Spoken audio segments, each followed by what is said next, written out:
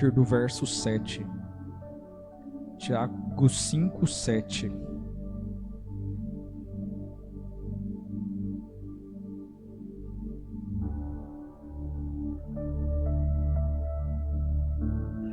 Tiago capítulo 5, verso 7 fala assim: Sede, pois, irmãos, pacientes até a vinda do Senhor. Eis que o lavrador espera o precioso fruto da terra, aguardando com paciência até que receba a chuva temporã e seródia. Sede vós também pacientes, fortalecei o vosso coração, porque já a vinda do Senhor está próxima. Irmãos, não vos queixeis uns contra os outros, para que não sejais condenados. Eis que o juiz está à porta. Meus irmãos, tomai por exemplo de aflição e paciência os profetas que falaram em nome do Senhor. Eis que temos por bem-aventurados os que sofreram. Ouvistes qual foi a paciência de Jó? E vistes o fim que o Senhor lhe deu? Porque o Senhor é muito misericordioso e piedoso. Amém? Você já fez uma oração, já fez um plano, um projeto e colocou ali diante de Deus e por fim você teve as suas expectativas frustradas ou talvez não supridas? Você falava, não, mas tinha tudo para dar certo, né? Eu orei, eu entreguei na mão de Deus, e mesmo assim não deu certo. Qual que foi a sua reação quando você viu a sua expectativa frustrada? Como que você reage quando isso acontece na sua vida? Eu quero estar trazendo hoje você um pouco para mais fundo. Nós falamos muito a respeito do Deus que Ele fala, se você estiver em mim e a minha palavra estiver em você, então você vai pedir tudo o que você quiser em meu nome e será feito. Mas eu quero trazer você um pouco mais para o profundo, para que nós entendamos algumas coisas que estão para além daquilo que Deus ele tem para nos dar. E quando eu estava pensando a respeito dessa palavra, eu me recordei de muitos e muitos anos atrás, em um trabalho que a gente estava fazendo na empresa, na firma. A gente tinha pouquinho tempo que a gente estava com a firma aberta, e a gente fez uma organização, e vamos fazer isso, vamos fazer aquilo tal, e começamos a colocar em prática tudo aquilo, para a gente dar um up no negócio. E no primeiro mês surtiu o efeito que a gente esperava. Só que aí no segundo mês fez assim. E parou tudo. E aí eu falei assim, nossa, o que será que aconteceu? Porque eu fiz a minha parte. Né? A gente cumpriu todo o cronograma, fez tudo aquilo que estava... Né? E a gente viu que deu certo de início. Então não é que estava errado. E no primeiro momento onde eu tive a minha expectativa frustrada, a primeira reação que eu tive a isso foi eu pensar comigo, vou lá na Esther falar para ela, porque vou reclamar com ela que tem alguma coisa que está errada, que não sei o quê. Porque normalmente essa é a primeira coisa que nós fazemos, né? Quando as suas expectativas são frustradas ou elas não são supridas, a primeira coisa que nós fazemos, já que eu mereço, né? Eu fiz toda a minha parte do acordo, eu entreguei na mão de Deus. E por que nada está acontecendo? E é muito fácil você encontrar pessoas para reclamar junto com você. É difícil você encontrar alguém que fala assim, não, vamos orar, vai dar tudo certo, Deus vai fazer. Agora, se você quiser encontrar gente para reclamar com você, é o que não falta. E naquele exato momento onde eu senti esse ímpeto de fazer isso, eu também tive uma quebra de padrão naquele mesmo momento. E isso me fez até recordar de algo que eu nem lembro se eu contei aqui, mas de algo que aconteceu alguns meses atrás, já faz um pouco de tempo agora, que foi no ano passado. Mas no ano passado, uma igreja se mobilizou lá nos Estados Unidos, uma igreja muito grande, muito forte, muito conhecida, que é a igreja onde o pastor Bill Johnson, ele lidera. E ele é um homem muito conhecido, escritor de vários livros e muito conhecido pela questão do trabalho com fé, de milagres e coisas desse tipo. E a igreja se mobilizou por causa da enfermidade da mulher do pastor. Ela estava com câncer e praticamente as igrejas do mundo inteiro estavam reunidas em prol da cura dessa mulher. Era uma irmã amada por toda a igreja e o pastor fez tudo o que pôde fazer, mas ela foi recolhida. E aí todos os olhos foram voltados para aquela igreja, né?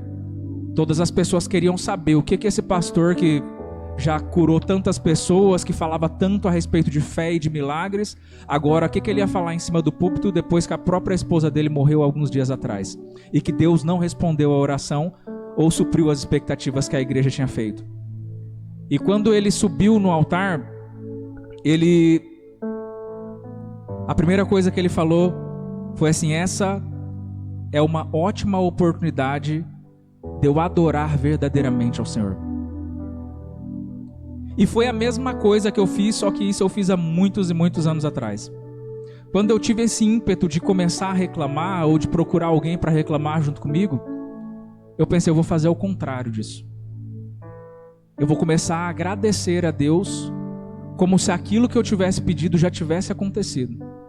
E eu procurei um espaço ali vazio, onde não tivesse ninguém para me ouvir, porque quando eu faço essas loucuras eu gosto de falar em voz alta. E eu comecei a agradecer a Deus ali. Agradecer a Deus pelos clientes satisfeitos, agradecer a Deus pela lucratividade, agradecer a Deus pelas coisas estarem dando certo. E não estava dando nada certo. Não estava acontecendo nada.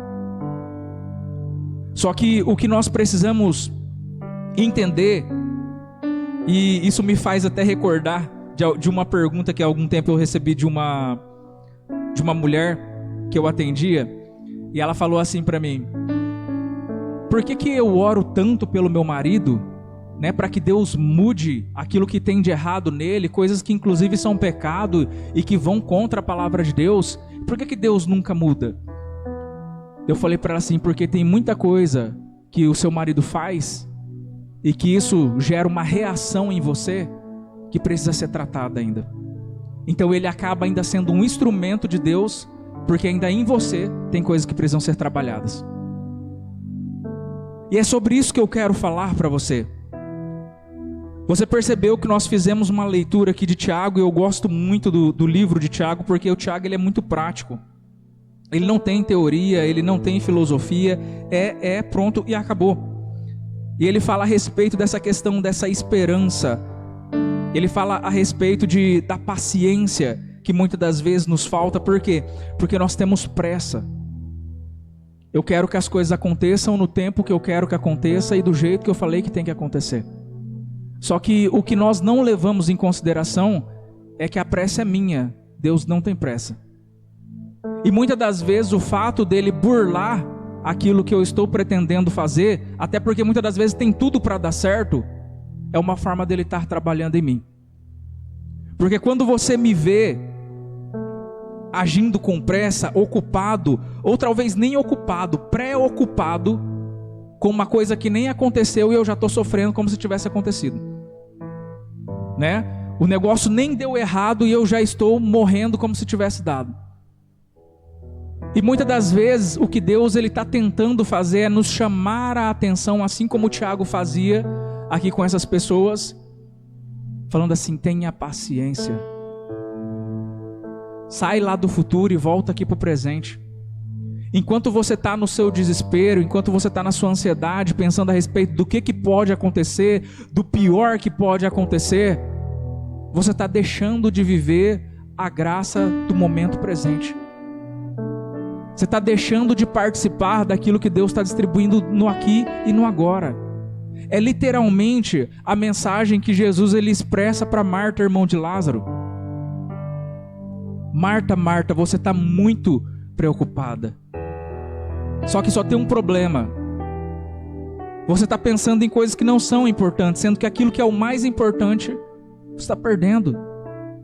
Você está pensando em coisas que são para depois, onde o pessoal vai dormir, o que o pessoal vai comer, e você está deixando de ouvir talvez a última oportunidade de me ouvir falar aqui.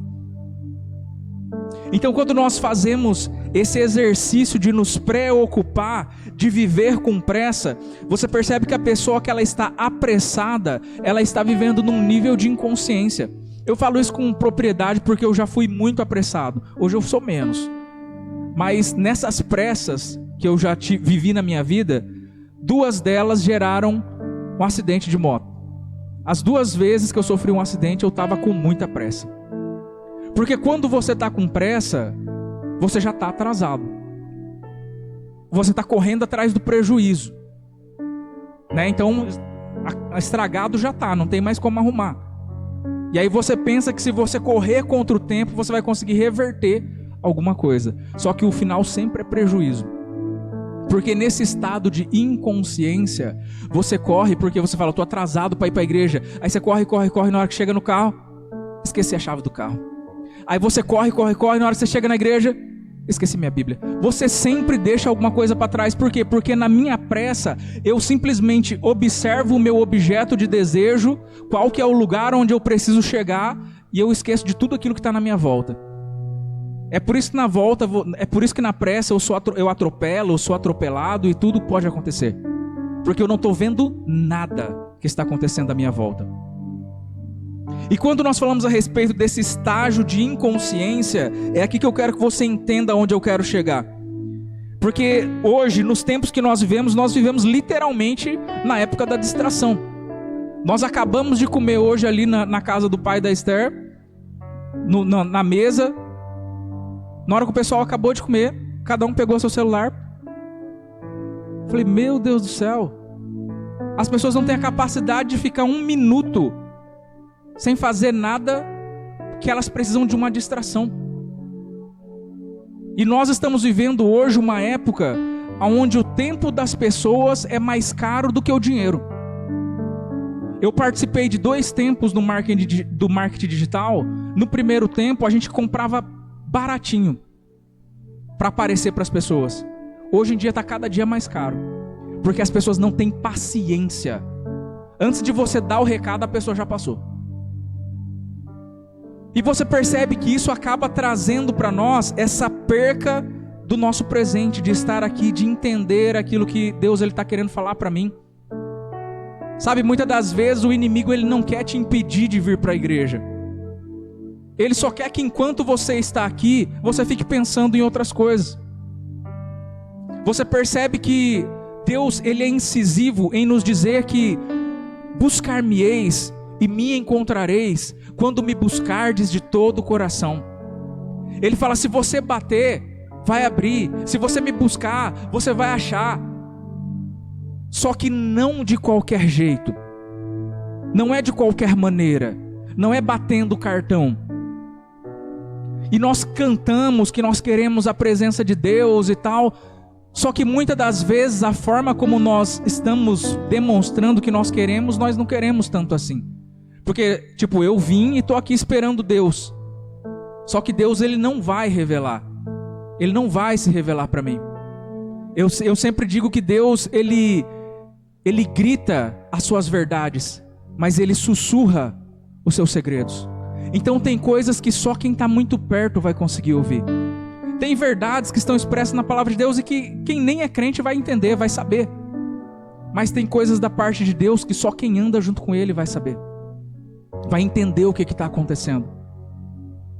E muitas das vezes nós estamos aqui, mas não estamos. Nós estamos aqui, mas nós já estamos pensando no que eu tenho que fazer na segunda-feira. Eu estou sendo roubado.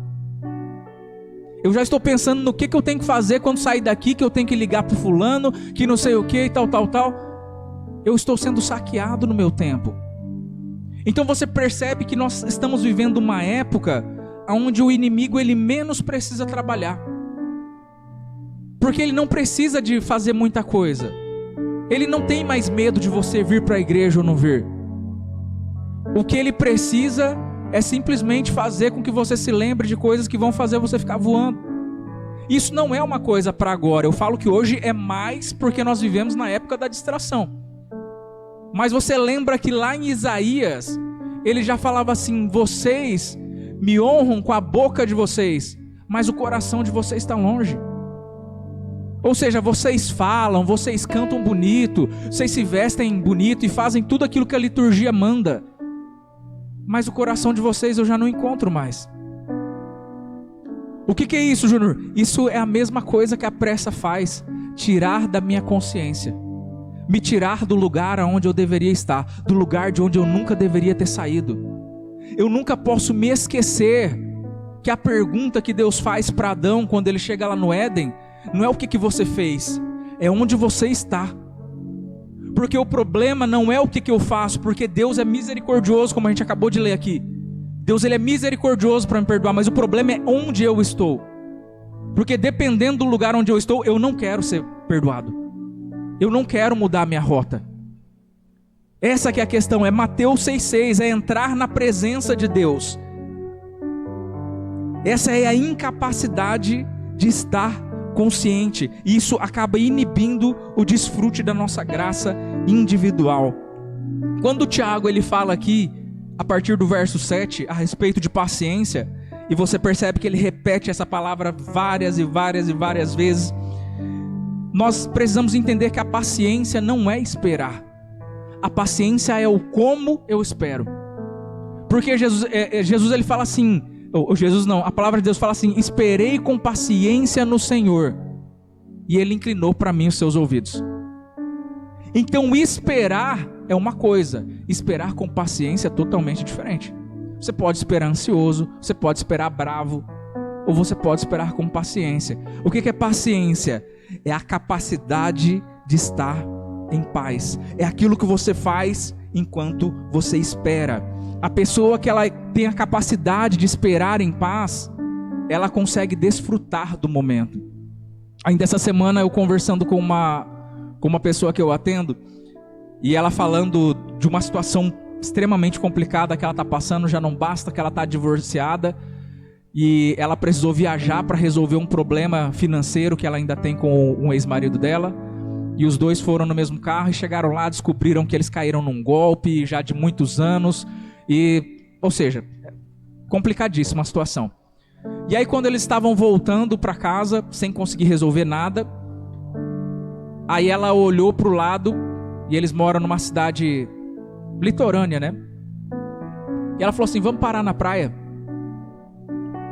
Ele: não, imagina, vamos embora, não sei o que, não tem tempo para isso. E ela ficou insistindo, não, a gente precisa, a gente está muito com a cabeça fervendo, a gente precisa colocar o pé na areia e tal. E aí ela foi até que ele parou. E aí eles foram e andaram pela praia e jogaram um tempo fora ali. E eu falei para ela assim: quando vocês estavam casados, quando que vocês fizeram isso? Ela falou: nunca na vida. A gente só passava correndo. Porque a gente estava tão ocupado construindo tudo aquilo que a gente está perdendo agora, que não dava tempo de parar e desfrutar de alguma coisa. Então quando eu falo para você a respeito da paciência, é disso que eu estou falando. Muitas das vezes você está tão encabulado ali porque as suas expectativas foram frustradas, que você está perdendo as oportunidades que estão passando do seu lado e que elas não vão mais voltar. Aquele dia poderia ter sido conhecido como o dia que eles caíram num golpe, que eles descobriram que agora eles vão ter que acionar um advogado e tal. Poderia. Mas aquele dia agora ficou conhecido como o dia que eles, no meio de uma bagunça danada, eles resolveram ficar uma tarde na praia à toa. Talvez uma coisa que eles nunca fizeram na vida. Então eu tenho a capacidade, quando eu estou desapegado, eu tenho a capacidade de moldar o ambiente. Eu não preciso ser determinado por aquilo que está acontecendo. Se eu parar, sabe, antes de eu reagir àquilo que está acontecendo, se eu parar e olhar ao meu redor, eu consigo me estabilizar novamente e dar um novo sentido para tudo isso que está acontecendo. Quando nós atendemos pessoas que estão ansiosas à distância, normalmente a gente tem uma atividade que a gente fala para as pessoas. A pessoa está desesperada, a gente fala para ela assim: aonde que você está? Aí a pessoa fala: eu estou dentro do quarto. Aí você fala assim: aonde? Mas você está no quê? Você está na cama? Você está numa cadeira? Eu estou na cama. E que cor que é a cama? E o que tem do lado da cama? E a gente pede para que a pessoa ela comece a descrever tudo que tem. E que cor que é, e que formato que é. E a pessoa ela começa a ver tudo ao seu redor. Porque o nosso mundo aqui, ó, às vezes ele está desabando. Mas aqui do lado de fora o sol continua nascendo e se pondo como sempre. Nada mudou. Para você tudo pode ter mudado, mas para Deus tudo continua da mesma forma de sempre. Então essa capacidade que Tiago nos convida, essa habilidade de eu aprender a enxergar e viver a vida de uma forma que eu esteja no presente. Ah, Jesus vai voltar, ele já está voltando, sim. Mas eu preciso, antes de mais nada, ter paciência, viver em paz com a situação que está acontecendo agora. Eu preciso ter paz com os meus irmãos.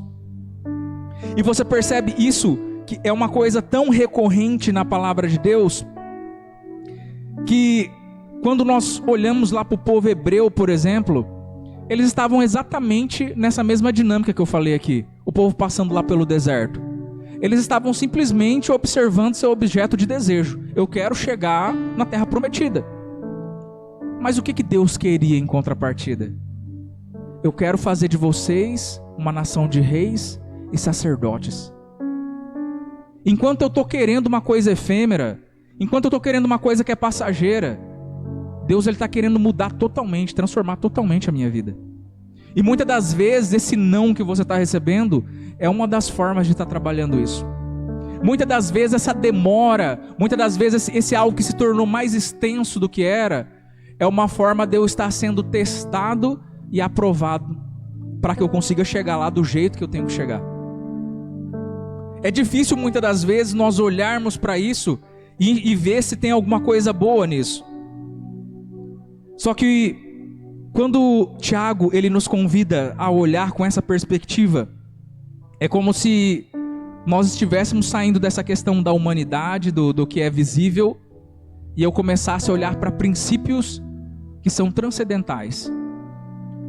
Porque, por exemplo, o fato de eu não ver o que está acontecendo debaixo da terra quando eu planto uma semente, não quer dizer que nada esteja acontecendo. Muito pelo contrário. Se eu quiser ver o que está acontecendo, for lá e destampar a semente para ver, aí eu estraguei tudo. Tem muita coisa que vai acontecer nas nossas vidas e que já está acontecendo, só que você não está vendo. Tem muita coisa que você está pedindo, chorando e sofrendo, e que Deus já está fazendo.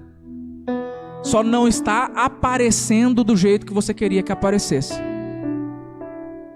Porque existe um tempo, existe um processo. Eu penso que eu só preciso de um algo, e Deus ele pensa que ele precisa de um algo de mim. Então nós ainda não conseguimos se alinhar.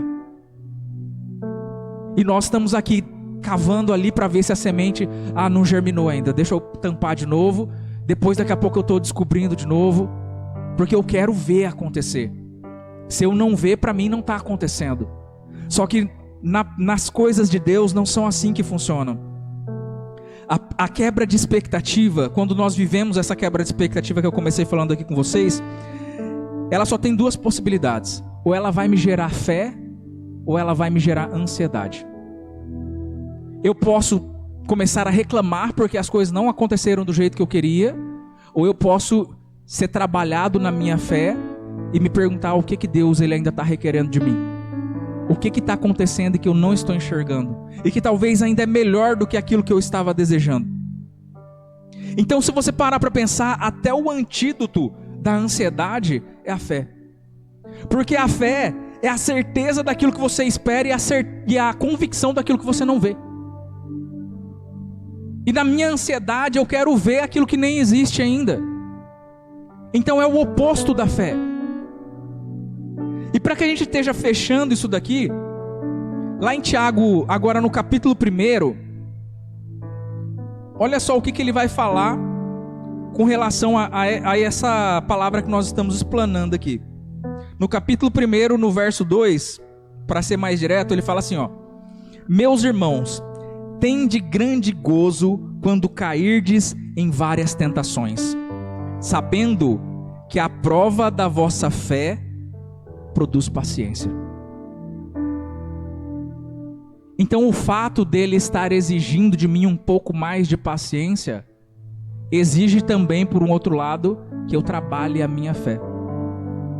Para que eu consiga acessar aquilo que ele tem para mim, não aquilo que eu quero para mim. Se eu entendo que Deus, ele sabe o que é melhor para mim, Deus, ele sabe do futuro, então eu deveria, como crente que eu digo que sou, eu deveria aceitar e falar assim, a sua vontade eu tenho certeza que é melhor do que a minha. Aquilo que o Senhor tem para mim, eu tenho certeza que é melhor do que o que eu acho que seria o melhor para mim.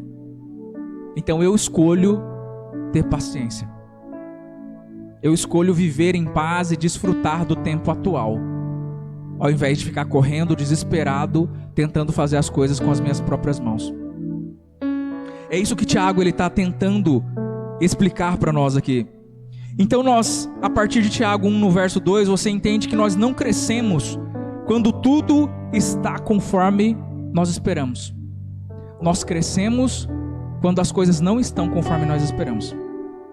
É ali que você é provado, é ali que você é moldado. Porque se tudo acontece do jeito que eu quero, então eu sou um filho mimado.